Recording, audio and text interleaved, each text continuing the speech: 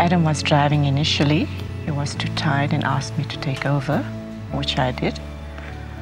Straight road, the girls were talking at the back, you know, they were having their chewing gum. Tire burst and that was it. I thought, oh my God, here we have an accident. We'll be fine, we'll struggle, but not did I ever dream that we'd lose 3 in 1 hour's time. At that time, Shamima was 12, Homera 9, and Nadia 5. So I was asleep. The only thing that I heard is people, really, you know, lots of cars stopped at the back. And they got me out of the car. I injured my spine. And about 2 minutes later, my eldest daughter, Shamima, was brought out and she was put next to me. And there was an Afrikaner lady there and she said, she's weg. The initial was, it was like an ice block, you know, totally numb. I played mind games with myself, you know, that they're gone somewhere, they'll be coming back. Always, it's a nightmare. It's not true. You come back to home, suddenly you are 5 on a dinner table, and then just the 2 of us. And we had to work everything on our own. And there's nothing to look forward to like extended families, grandchildren, which I think all parents look forward to that, you know. But here we are. Are there any choices? There are no choices but to go forward. Men feel they're not supposed to cry, otherwise they feel they're weak. Initially, obviously, I think, you know, because of my injuries, really, you know, I was in hospital for a couple of weeks. And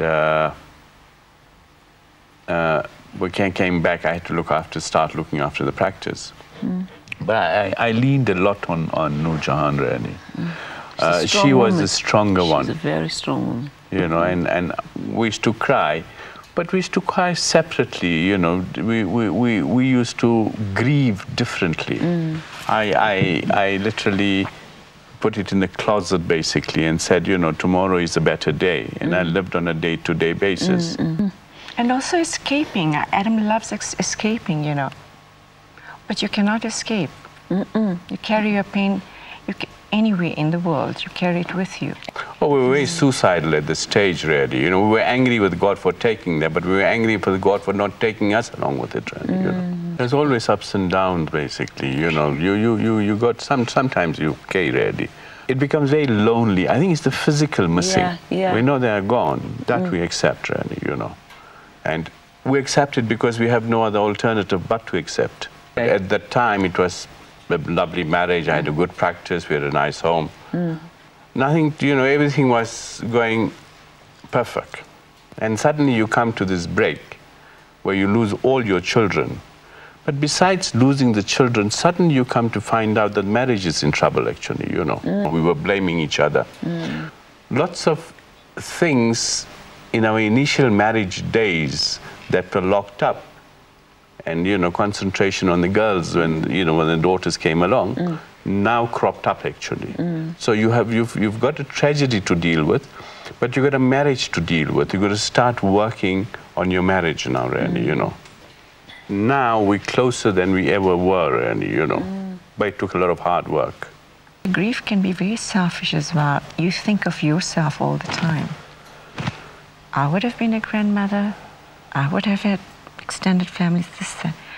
But they are at peace wherever they are. I've become, in a way, I must say, I've become very philosophical in my thinking now. So the acceptance has become much easier. And here we are, have lost all our children, but we are here to help people, to take strength from us, and good thoughts and energies to everyone.